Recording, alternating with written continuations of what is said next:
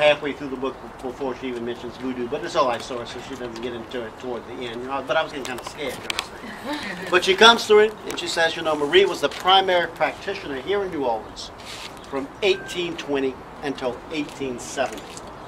She dies in 1881, but that last decade of her life, she was described as being infirm and not practicing very much. In fact, when she died, Locadio Hearn, who was writing for a local newspaper, praised her for her charity and her good works.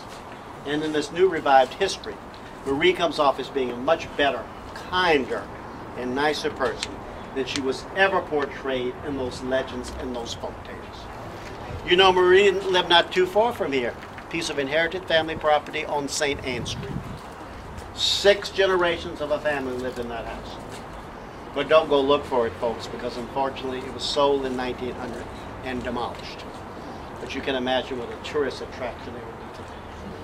Well, in the 1880s, 1890s, the daughter Philomena was living in the house. It was being written up in the tour books. And these nosy newspaper reporters began to knock on the door.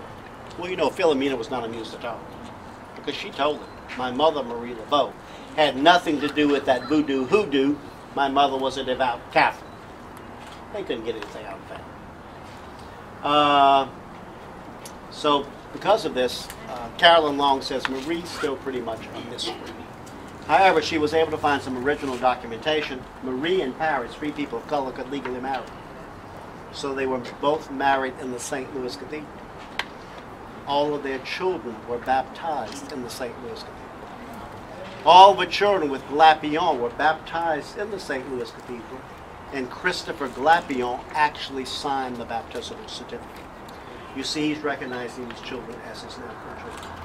He and Marie were together for 30 years until he died. This was his primary relationship.